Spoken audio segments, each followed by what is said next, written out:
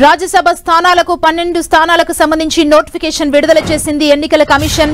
తెలంగాణ నుంచి కేశవరావు రాజీనామా చేసిన స్థానానికి ఎన్నికలు జరగబోతున్నాయి. సెప్టెంబర్ 3న రాజ్యసభ ఖాళీ స్థానాలకు ఎన్నిక జరుగుతుంది. నామినేషన్ల దాఖలుకు చివరి తేదీ ఈ నెల 21 కాగా ఉపసంహరణ గడువు రాష్ట్రాల వారీగా ఈ నెల 26, 27 తేదీలుగా నోటిఫికేషన్లో పేర్కొన్నారు. అయితే 12 సీట్లలో 11 స్థానాలు ఎన్డీఏ గెలుచుకునే అవకాశం కనిపిస్తోంది. తెలంగాణ నుంచి కాంగ్రెస్ కి ఒక రాజ్యసభ సీటు దక్కే ఛాన్స్ ఉంది.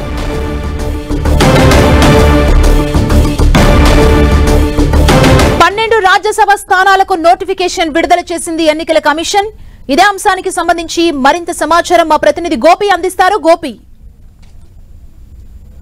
స్థానాలకు ఎన్నికల షెడ్యూల్ ని విడుదల చేసింది కేంద్ర ఎన్నికల సంఘం. 9 రాష్ట్రాల్లో 12 స్థానాలకు ఎన్నికలు జరగబోతున్నాయి. ప్రధానంగా అస్సాం, బీహార్, అలాగే హర్యానా, మధ్యప్రదేశ్, మహారాష్ట్ర, అలాగే రాజస్థాన్, త్రిపుర రాష్ట్రాల నుంచి 10 మంది సభ్యులు లోక్సభకు ఎన్నిక కావడంతో ఈ ఉప ఎన్నిక అనివార్యమైంది.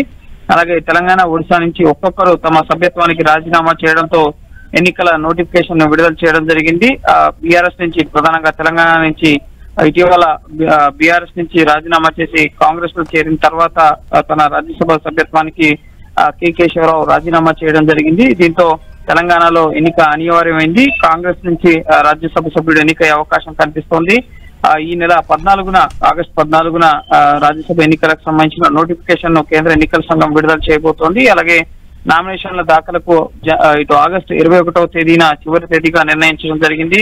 అలాగే ఆ నామినేషన్ల ఉపసంహరణకు అస్సాం, అలాగే మధ్యప్రదేశ్, మహారాష్ట్ర, త్రిపుర రాష్ట్రాల్లో ఆగస్టు 26న చివరి తేదీగా, అలాగే బీహార్, హర్యానా, అలాగే రాజస్థాన్, తెలంగాణ, ఒడిశా రాష్ట్రాల్లో నామినేషన్ల ఉపసంహరణకు చివరి తేదీ ఆగస్టు 27గా నిర్ణయించడం జరిగింది. ఇక సెప్టెంబర్ 3న ఉదయం 9 గంటల నుంచి సాయంత్రం 4 గంటల వరకు రాజ్యసభ ఎన్నికల పోలింగ్ అనేది జరగబోతోంది. అలాగే అదే రోజు సాయంత్రం 5 గంటలకి ఓట్ల లెక్కింపు అనేది జరగబోతోంది.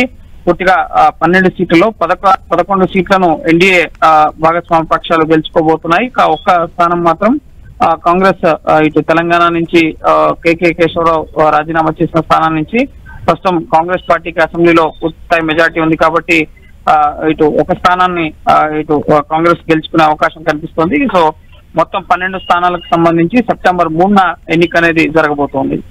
థాంక్యూ గోపి.